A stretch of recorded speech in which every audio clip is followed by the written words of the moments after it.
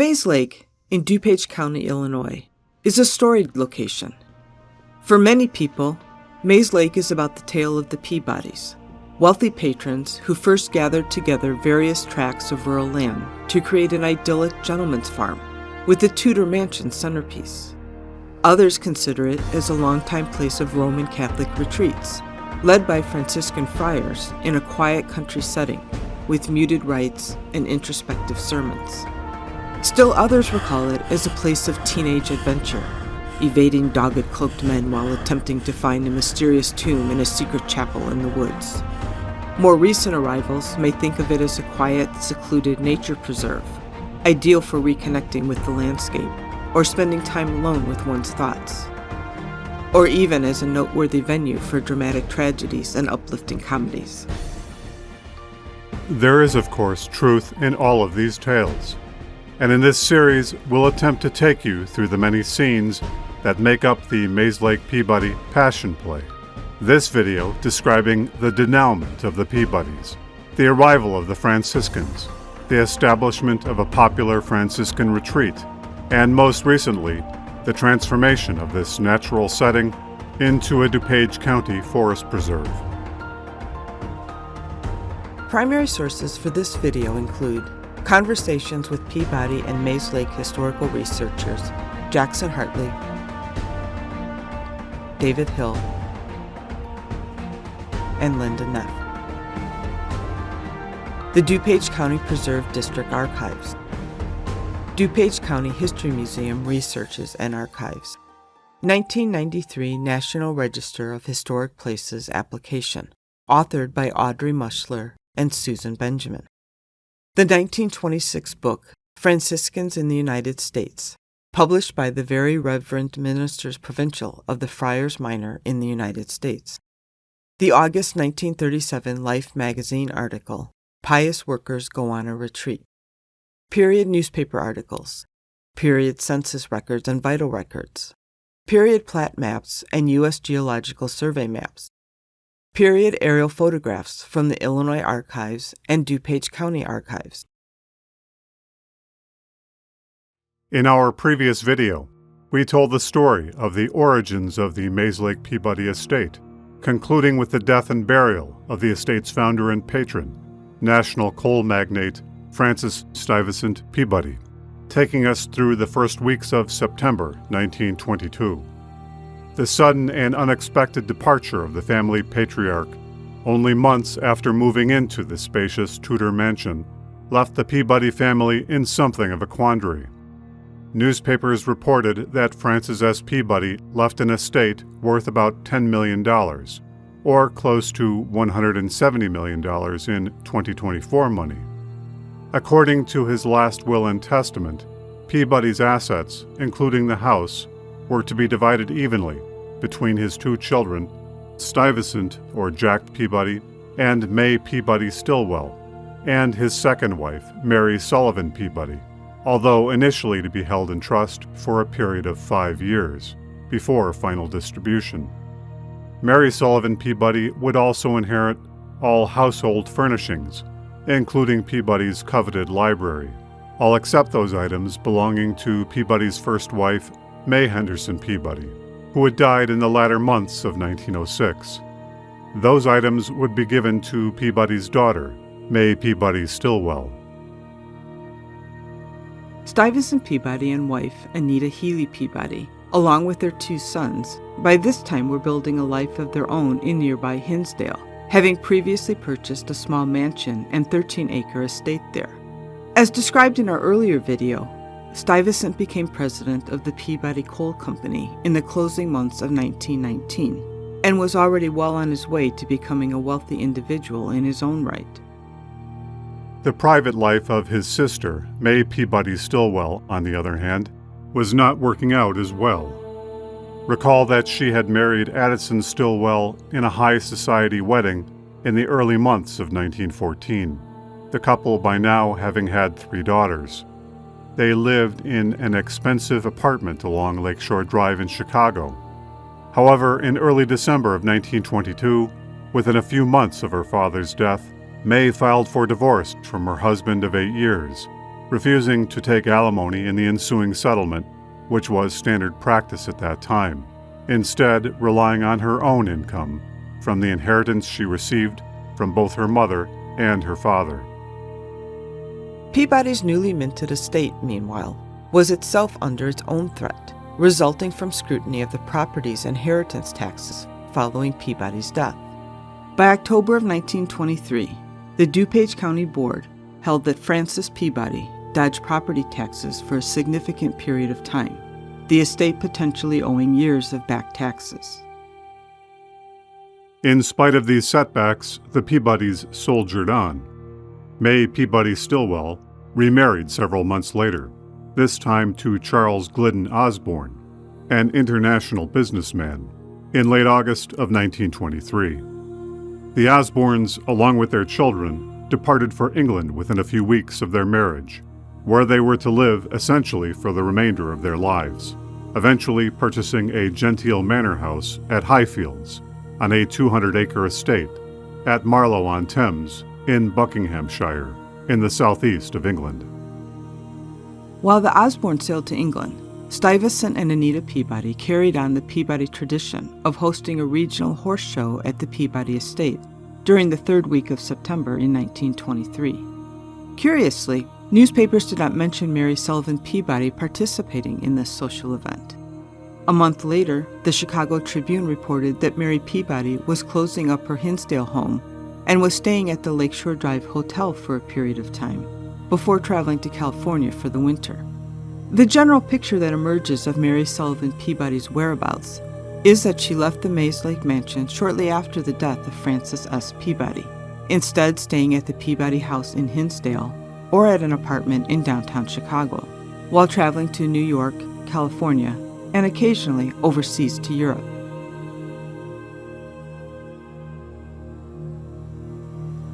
The DuPage County government continued to bring pressure on the Peabody estate for the payment of back taxes, and in October of 1923, the county formally alleged that Francis S. Peabody held $1 million of taxable income off the books for a period of 5 years.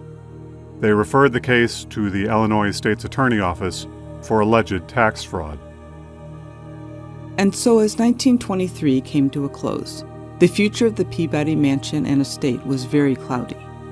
Peabody's estate had been split 3 ways, held in trust, with the estate's income being distributed to Peabody's 2 children and his wife. The Mayslake Estate was a costly operation to run, as it was continually operating at a significant annual net loss. None of the 3 heirs had any particular interest in the Mayslake house or grounds, son Stuyvesant having his own properties in nearby Hinsdale, daughter May remarried and already having moved to England, and wife Mary, who seemed more comfortable retreating to her house in Hinsdale or Chicago. Besides, none of the 3 heirs could afford to buy out the other 2, especially as the bulk of the estate was being held in trust until late 1927. Meanwhile, DuPage County was demanding back taxes on the Mayslake property, with threats of formal charges for tax evasion pending. By early 1924, Peabody's heirs appeared to have simply wanted to rid themselves of the property, as it was also a constant reminder of Francis S. Peabody's death. At this same time in the early 1920s, 250 miles to the southwest of Peabody's Mayslake Estate in St. Louis, leadership of a Franciscan order within the Roman Catholic Church pondered a new location for a seminary. The Sacred Heart Province, a chapter of the Franciscan order located within the U.S. Midwest and with an education mission, was outgrowing their St. Joseph's Seminary in Teutopolis, Illinois, just a few miles to the east of Effingham, and so sought a new location. Their provincial histories tell us that at about this time, Cardinal George William Mundelein, then the Archbishop of Chicago, encouraged them to consider purchasing the Peabody property, a family with whom Mundelein was said to have had friendly relations. The Sacred Heart Province, then led by the Reverend Martin Strub, would have certainly appreciated the acreage associated with the Mayslake Estate and its ready access to a major city such as Chicago. But they were also somewhat uncomfortable with the posh buildings and mansion that centered the grounds, something not typically associated with the Roman Catholic Franciscan order, widely known for its vows of poverty. But the Peabodys were motivated to sell and were open to negotiating a deep discount for the Franciscans. With Cardinal Mondelein inserting himself into the discussions, the Franciscans could not help but listen. In late March of 1924, the Franciscan Fathers of the state of Illinois purchased Peabody's property from his heirs, including almost 850 acres, the mansion, the gatehouse, and almost 60 other buildings, for the price of $450,000, or about $7 million in today's money. This was said to be far below the original asking price of $1.2 million, or nearly $19 million in 2024 money. At least one other party, a real estate developer, was keen on the Peabody property and was willing to offer $750,000 or more. In the end, the Peabody heirs, represented primarily by Stuyvesant Peabody, tipped the scales towards the Franciscan order, who took possession of the property on March 31st. Albert E. Cox, who viewers may remember as the Peabody estate manager, took employment elsewhere and was soon managing St. James Farm, the estate of the Chauncey McCormick family, 10 miles to the west. The good Franciscan friars, initially a half dozen or so, must have thought they had died and gone to heaven when they first occupied the Peabody buildings. The well-appointed gatehouse and lodge, located at the Mayslake 31st Street entrance, was chosen as their friary, their primary living quarters, as the Franciscans had other plans for the big house. The Tudor mansion, as again suggested by Cardinal Mondelein, was to be converted to a retreat house for laymen, a quiet sanctuary where lay people could gain spiritual rejuvenation through meditation, fellowship, prayer, and sermons. Meanwhile, their new college seminary would be built elsewhere on the vast acreage of the former Peabody estate. Conversion of Peabody's Tudor mansion to a retreat house took approximately 1 year to complete. The main hall just off the main entrance was converted into a chapel, with stained glass windows eventually replacing the Peabody's window glazings. The dark-paneled library became the retreat's lecture hall. The elegant dining room and breakfast porch became the refractory, or dining hall, for the retreatants. The sun porch became a place for quiet reflection, and perhaps the occasional peek at the sports page or stock prices in the newspaper. The second story saw the largest modifications, as the Peabody's bedrooms, sitting room, and guest bedrooms were all converted to dormitories, the rooms sometimes partitioned into smaller units. In the basement, the large billiards room, where poker and cigar smoking once held sway, became a place for reading and recreation, as well as cigar smoking. Peabody's sauna and shower became a more heavily used communal sauna and shower. 1 year after taking possession, the first laymen's retreat was held on March 25, 1925, and included 15 men from the Chicago area. Within the first year of operation, through March of 1926, more than 450 retreatants partook, the new St. Francis Retreat House averaging more than 20 participants per week. Indeed, almost 1,300 retreatants passed through their doors within the first year and a half of service. Retreats then typically started on a Thursday evening and lasted through Sunday afternoon. Father Valerius Nels held the position of retreat master during these initial years, the spiritual guide for the day-to-day activities of the retreat house.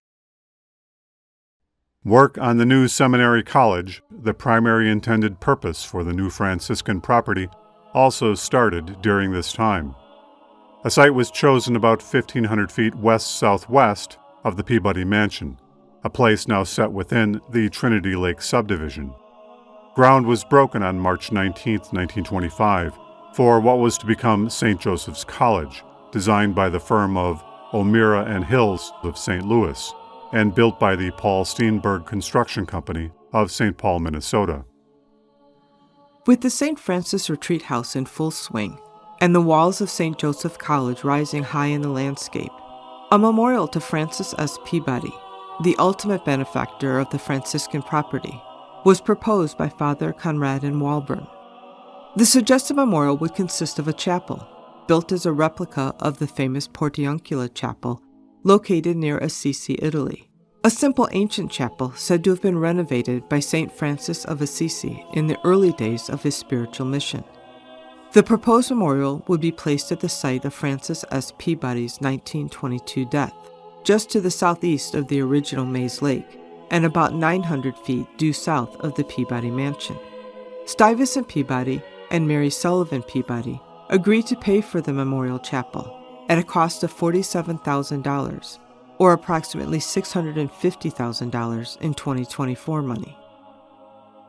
Work was started on the new chapel in May of 1926 and was completed just 5 months later.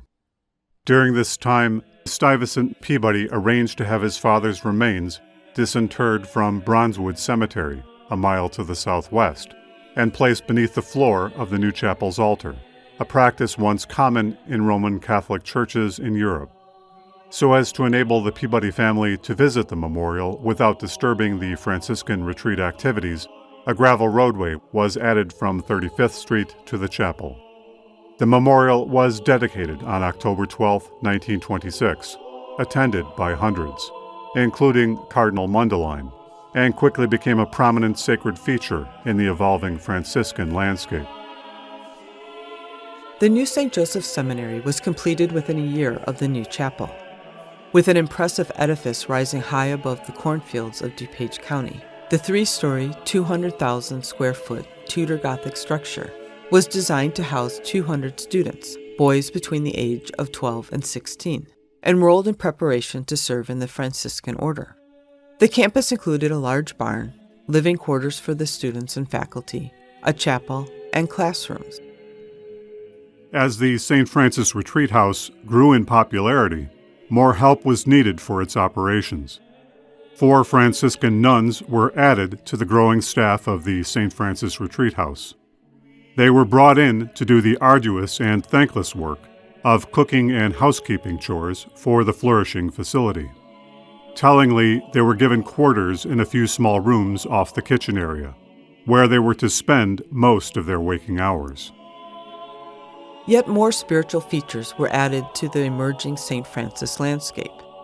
Brother Theophilus, a recent addition to the St. Francis staff, a man who had given his life over to serving the church after attending one of the early St. Francis retreats, built a grotto in imitation of one in France, dedicated to the Lady of Lourdes.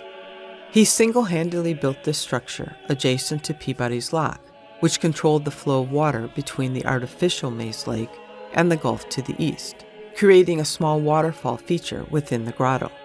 This grotto, along with the new Peabody Portiuncula Chapel, became frequent stops for the retreatants in their spiritual quest. Yet another sanctified feature was added to the campus within a short time after the completion of the new seminary building. In May of 1929, the relics of Saint Innocent, a Christian martyr of the 3rd century CE, were transported by automobile from St. Augustine's Church at 51st Street and Laughlin in Chicago, where they had been temporarily stored, to a specially designed altar crypt in the new chapel of St. Joseph's Seminary. Here, in the chapel's side altar, the young martyr's body was displayed in a glass and gold-plated repository. Inside the case, the child's head was covered with a wax mask. The body was dressed, and the hands and feet were encased in gold mesh.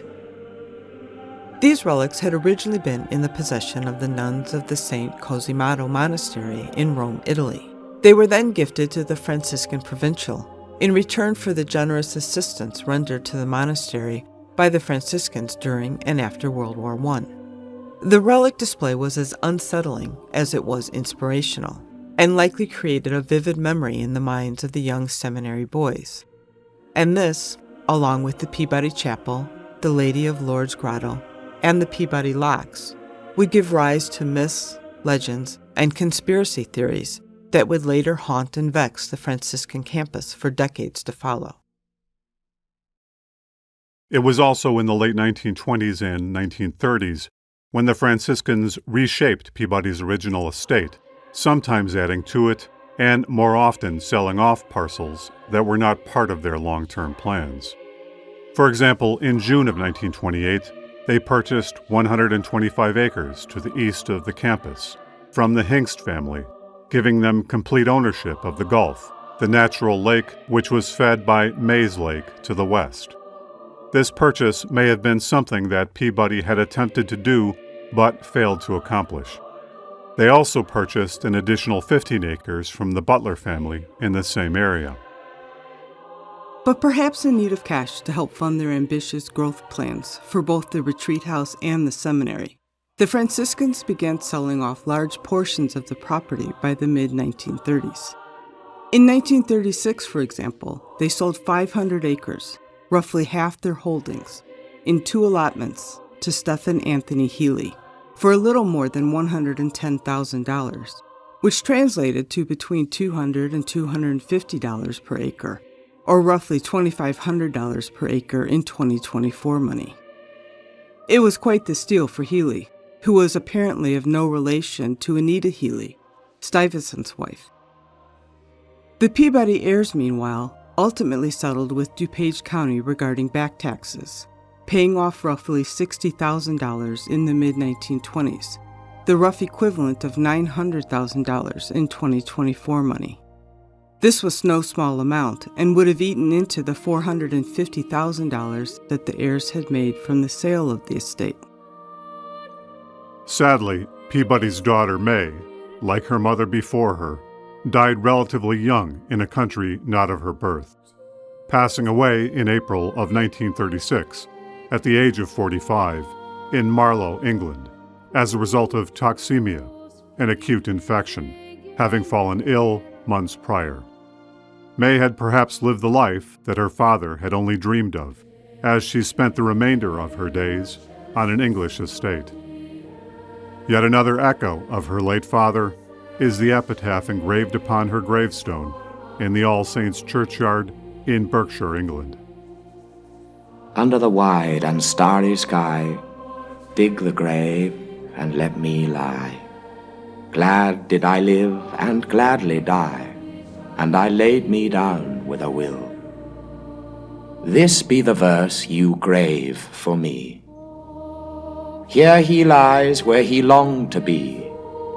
Home is the sailor home from sea, and the hunter home from the hill. Jack, or Stuyvesant Peabody, now alone after losing both of his parents and younger sister, was still a devout Roman Catholic and had by this time moved with his family from Hinsdale to Chicago, moving into a brick mansion residence directly next door to Cardinal Mundelein. Jack Peabody died 10 years later after a fulfilling life in 1946 at the age of 58. Like his father before him, Stuyvesant passed away fairly young, unable to enjoy the fruits of his labor into retirement. Ultimately, he was interred next to his father Francis, beneath the floor of the Portiuncula Chapel on the former Mayslake Estate. Peabody's second wife, the remaining Peabody heir, Mary Sullivan Peabody, who had moved to the San Francisco area in California sometime in the early 1930s, was killed suddenly in an automobile accident on a highway in Kern County near Bakersfield, 3 years after the death of Jack Peabody, in July of 1949, at the age of 74. The mid-1930s also saw the death of one of St. Francis Retreat's most popular staff, Reverend Valerius Nels, the campus retreat master since 1926. Nels passed away in January of 1937, after more than 10 years of service, and was succeeded by Father Joseph Forst, who himself served in this role for 14 years. By this time, the Franciscan friars had already established a cemetery within the precinct of the Portiuncula Chapel, where deceased members of their order were interred and memorialized. In the 1930s, as the U.S. crawled out of the Great Depression, the St. Francis retreats became more popular with each passing year, so much so that the friars needed to convert the mansion attic into dormitory space. while also adding more partitions within the sleeping quarters in the bedrooms. Somehow, they managed to squeeze more than 110 beds into the former Peabody mansion. But as weekly attendance grew, the Franciscans saw the need for expanding their dormitory space to accommodate the growing demand for a peaceful spiritual interlude. To that end, the friars set about on an ambitious building program. They broke ground on an expansive new retreat wing on the west side of the Peabody mansion in April of 1950, which would provide an additional 60 rooms for retreatants. The new building was designed by architects Gerald A. Berry and Fred D. Kay of Chicago, who designed many area ecclesiastic buildings, and was completed in October of 1951. A temporary chapel was also created in the basement area beneath the new wing, as the chapel in the main house was by now simply too small for the retreat's expanding needs. At about the same time, in the early 1950s, a new friary was built on the southeast corner of the Franciscans' property, St. Paschal's Friary, to serve as housing for novitiates as well as a retirement home for the aged in their Franciscan community. This was a large red brick building, 3 stories in height, designed by priest-architect Father Rene Edelbrecht. A new convent wing was also added off the Peabody Mansion's kitchen, with 6 private rooms for the nuns who daily worked hard to keep the retreatants fed and the facilities clean. The new and larger facilities encouraged even more attendance at the St. Francis Retreat House. By 1955, after 30 years of operation, almost 100,000 men of all ages and walks of life had participated in St. Francis retreats. And so the friars saw the need for yet more facilities. In the mid-1950s, construction began on 2 additional wings for the retreat house, expanding on the west wing added in 1951. These additions were completed in 1957, bringing the total number of dormitory bedrooms to more than 160, more than a 10-fold leap from their beginnings in 1925. With all of this growth, the friars recognized the need to create a more fitting and permanent chapel, one that would accommodate the large groups of retreat attendees and that would be suitable for worship activities for their spiritual sojourners. They broke ground on a new chapel, integrated and centered within the new retreat wings, in August of 1959, completing the new ecclesiastic building by the autumn of 1960. The church design fit with the Franciscan aesthetic for simplicity, but was nonetheless uplifting and dramatic in its own right. The 1940s and 1950s were the glory days for the Franciscan campus in Hinsdale, when every weekend more than 100 laymen gathered on their grounds in fellowship, participating in 60 golden hours of silence, meditation, prayers, and lectures, overseen by Father Joseph Forrest, followed by Father Elijah Weir. The St. Joseph Seminary also saw its zenith, routinely registering more than 250 students per year, filling classrooms to capacity with fidgeting novitiates. It seemed then as if the St. Francis Retreat House and St. Joseph Seminary had fully arrived, firmly establishing themselves in the landscape for the next century or more. Their future was bright. Their mission going forward was to support the ever-growing spiritual needs of the larger Roman Catholic community of DuPage County, Illinois, and the world.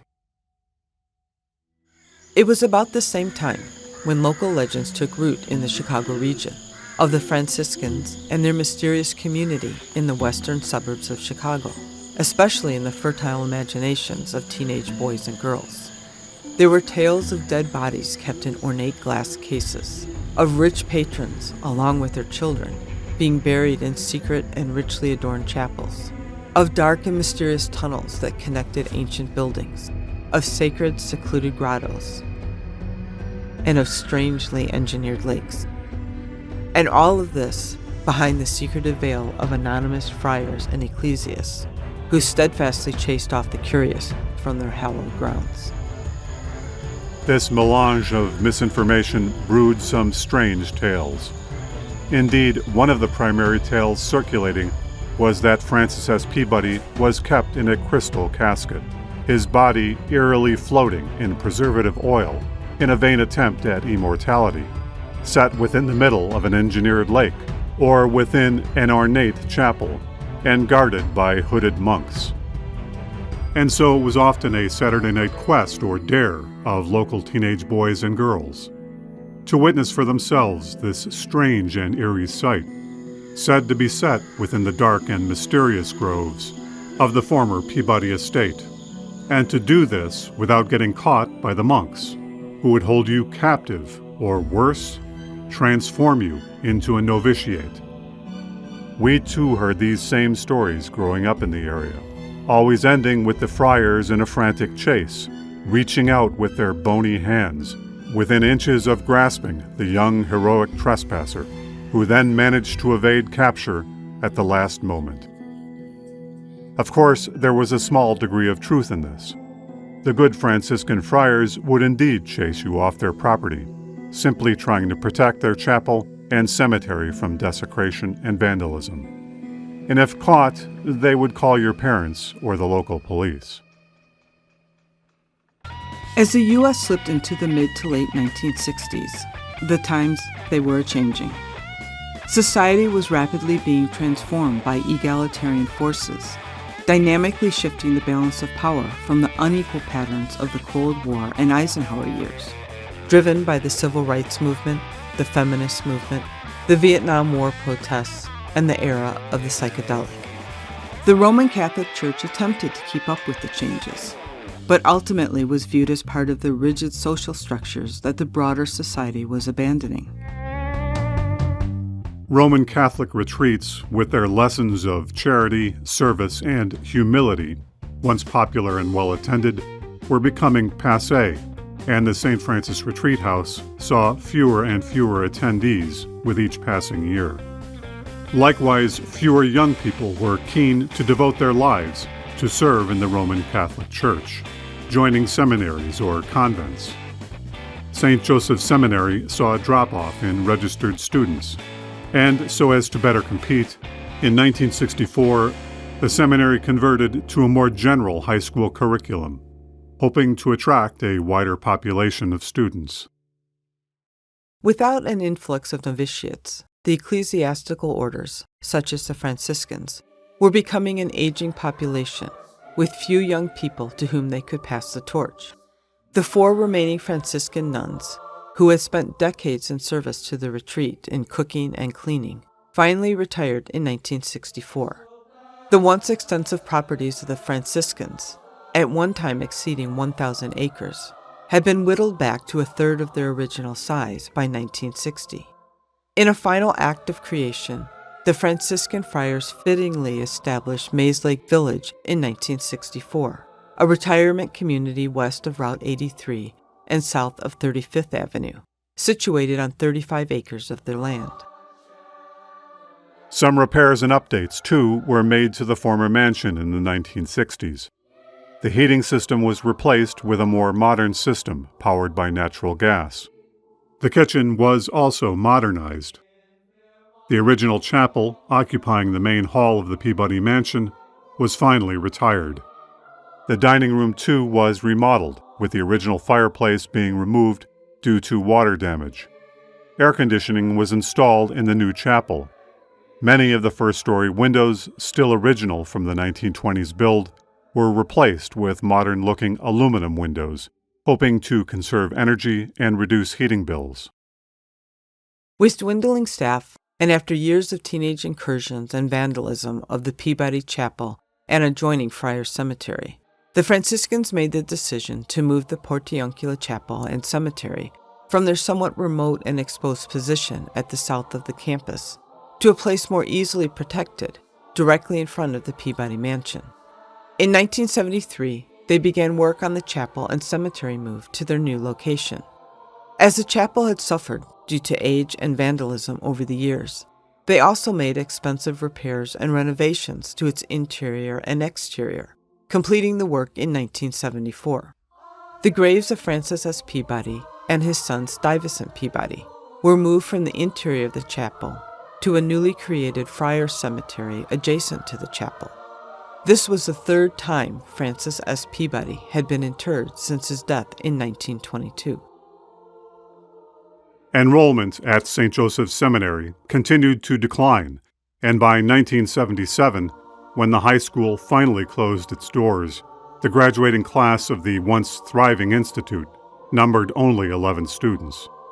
Hoping to raise more cash so as to continue operations of their retreats, as well as to help pay for their aging religious community, the Franciscans sold 100 acres of their remaining land to developers, encompassing a large portion of the former St. Joseph's campus. With the pending sale, the relics of St. Innocent were moved from St. Joseph's Chapel temporarily to the St. Francis Retreat House wing, to a room adjoining the organ loft of the chapel. The St. Joseph's Seminary building, once standing proud above an open and rural landscape, was taken down and demolished in the 1980s, a little over 60 years from its construction, making way for dozens of new luxury homes as part of the Trinity Lakes subdivision. The early 1980s saw the Franciscans holding summer retreats for young men who were interested in the Franciscan ministries. But the decade represents a time of the Franciscans just barely holding on against the burgeoning and enveloping population boom of DuPage County, surrounding their shrinking domain. As the adjacent communities of Oak Brook and Hinsdale were among the wealthiest suburbs in the Chicago area, real estate developers, hungry for land, eyed the remaining properties of the friars with great envy. The Franciscans sold off the remaining 175 acres of St. Joseph's campus land to developers in 1981, expanding the limits of the Trinity Lake tracts. By 1983, the remaining handful of friars moved out of their friary on 31st Street, their home of 58 years, the former Peabody Gatehouse, as it was simply too large for them to maintain any longer. The Franciscans still owned the Peabody Mansion, the Retreat Wing and Chapel, the Portiuncula Chapel and Cemetery, St. Paschal's Friary, the Mayslake Retirement Village south of 35th Street, and about 90 acres, representing a tenth of their original landholdings from the 1930s, from which they continued to operate their retreats, although on a reduced scale. In 1987, so as to further reduce maintenance costs, the now empty original Friary building, the former lodge on 31st Street, was demolished. The rapacious demand for open land in DuPage County was unremitting, and the Franciscans, by now barely holding on, continued to rebuff them, at least through the late 1980s. However, the costs and staffing associated with holding St. Francis retreats were simply proving to be too much for the diminished Franciscan order to handle. With the handwriting on the wall, the graves of Francis S. Peabody and his son, Stuyvesant, were moved yet again.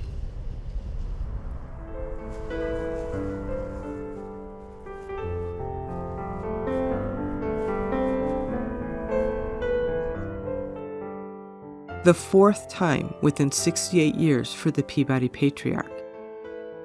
This time to Queen of Heaven Cemetery in nearby Hillside in October of 1990. The relics of St. Innocent, temporarily in storage in the upper stories of the New Wing Chapel, were moved to a permanent location, to the Franciscan Monastery of the Holy Land in America, in Washington, D.C., a facsimile of the Holy Lands built by Franciscan monks, where they can still be seen. After more than 250,000 people had participated in their weekend spiritual retreats within a 66-year run, in January of 1991, the Franciscan Fathers officially put their Mayslake property up for sale for the price of $21 million, so as to raise money for the care of the infirm and elderly within their religious order. Seeing this opportunity, the Oak Brook Historical Society and the Open Lands Project mobilized to obtain the property before it could be sold to developers who intended to wipe away the last vestiges of the Peabody and St. Francis Estate in order to create yet more high-end subdivisions. They also had the moral support of the DuPage County Chairman, Aldo Botti, who likewise felt that the site and its open land should be preserved. To that end, the Oak Brook Historical Society sought designation of the Peabody Mansion and grounds on the National Register of Historic Places. However, the Franciscan friars did not want the NRHP designation, as this would affect the ability of developers to build on the property, and hence the value of their property. Their first priority was obtaining funds so as to care for their sick and elderly. Not surprisingly, the Franciscans soon found a buyer in the form of a Westmont developer, Shannon and Associates, who intended to build more than 120 high-end homes on the 87 remaining acres of property. The final St. Francis Retreat was the final Franciscan Retreat, held in July of 1991. Early the next year, in March of 1992, in preparation for the pending property transfer, the graves of the 161 friars yet remaining in the Friars Cemetery were moved from the Mayslake property to the Roman Catholic Queen of Heaven Cemetery in Hillside, Illinois.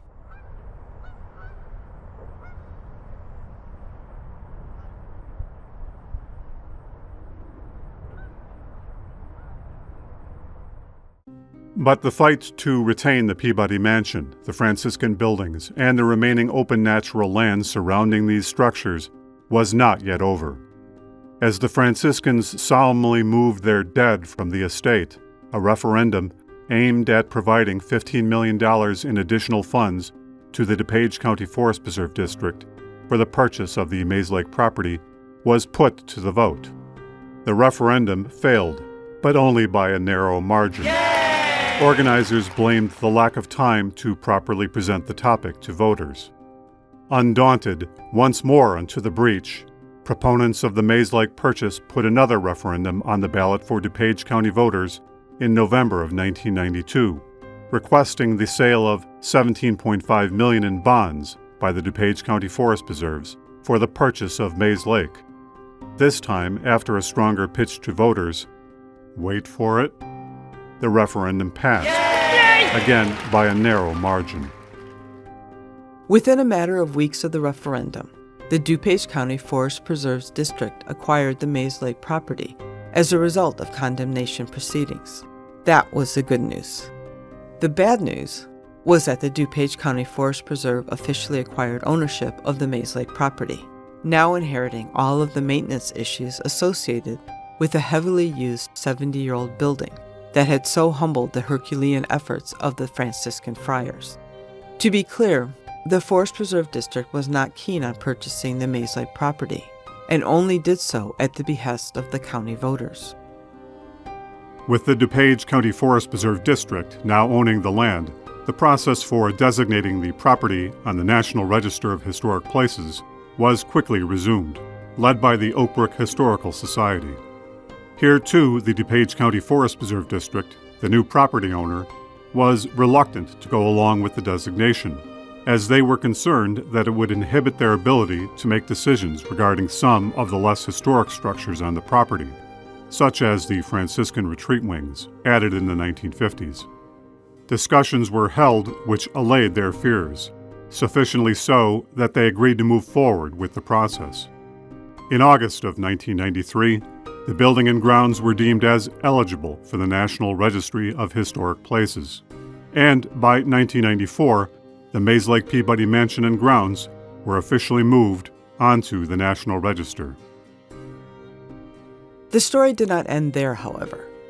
Although the DuPage County Forest Preserves purchased the property, somewhat begrudgingly, board members initially vowed that they would not spend a penny more for conservancy or restoration of the landmark.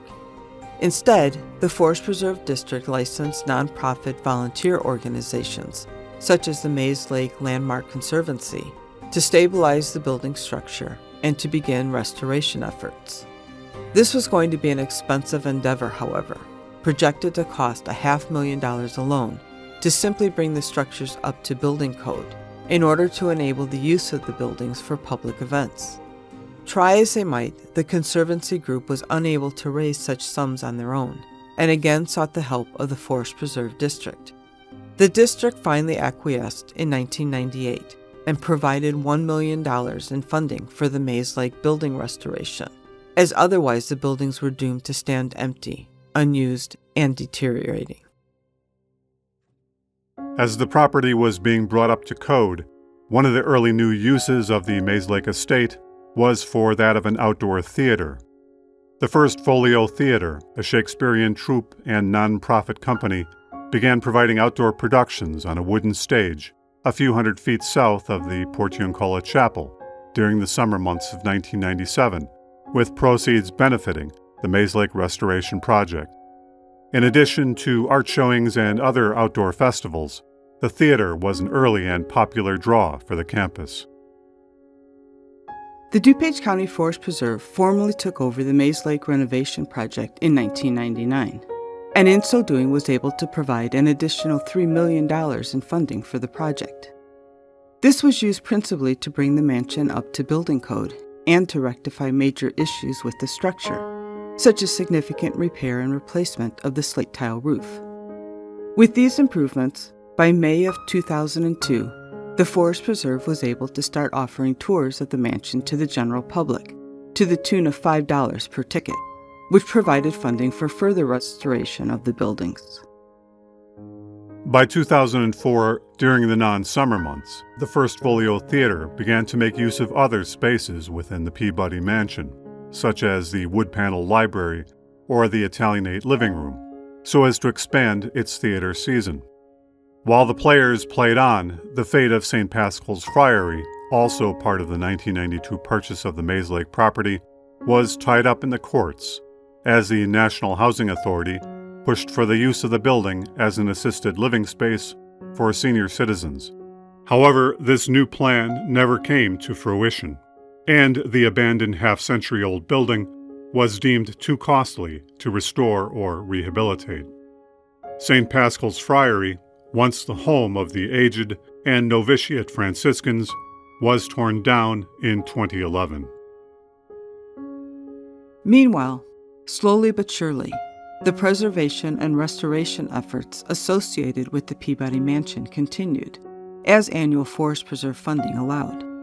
By 2012, the living room or main hall, the dining room, and the sunroom had been at least partially restored, with the primary exception of the windows, which continued to be the aluminum frame windows installed by the Franciscans in the 1960s. The library ceiling was also restored, its elaborate plasterwork repaired, and period lighting fixtures installed. By the late 2010s, with some of the major interior work completed, attention turned to the building's exterior, reworking and restoring the brick mortar, repairing and reworking the stucco exteriors, replacing and repairing wood trim, repairing the chimneys, and replacing the copper scuppers and downspouts. The interior of the 1950s Franciscan Retreat wing was completely gutted in 2017, reducing building maintenance and clearing the space for future developments. The prominent walnut staircase in the front hallway was also carefully and painstakingly restored, the work being completed in 2021. By the early 2010s, the first Folio Theater began to make extensive use of the large chapel space in the Franciscan Retreat wing. For several years, the former sacred space proved to be an excellent venue for the staging of theater productions during non-summer months, while summertime saw productions continue out on the estate's front lawn. However, the COVID virus in 2020 finally brought these productions to a halt due to restrictions on the size of public gatherings.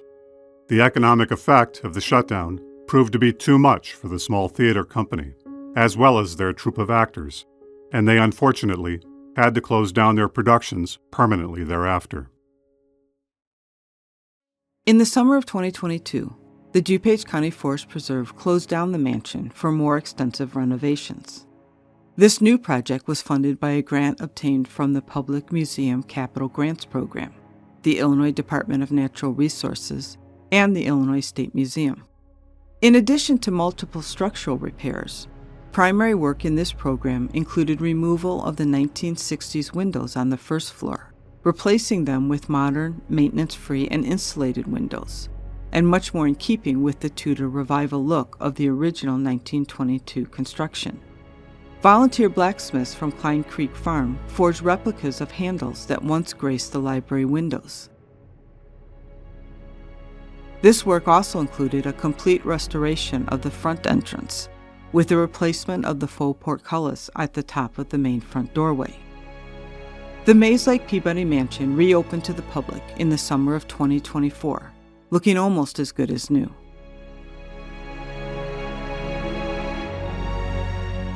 The Mayslake Estate, now more than 100 years old, has long been a place for celebration of DuPage County's rural roots, its natural open spaces, a quiet place of meditation in an ever-busy world.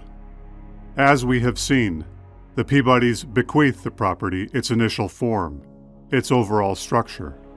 But it was the Franciscans who truly brought the landmark to fulfillment over the span of 65 years during their long tenure of the estate. They kept the open spaces, greatly expanded access, and made it a place of quiet meditation and reflection of nature, very much in keeping with their patron saint, St. Francis of Assisi. From the failing hands of the Franciscans, the torch was passed to the DuPage County Forest Preserve, the latest caretaker of the land. They in turn have held it high, taking up the legacy of the Peabodys and the Franciscans, adapting and highlighting the natural landscape as they once did. Now having completed more than 3 decades of preservation and restoration, they are more than ever committed to making both the historic buildings and natural space open and available to all visitors. A place of discovery, enlightenment, and reflection.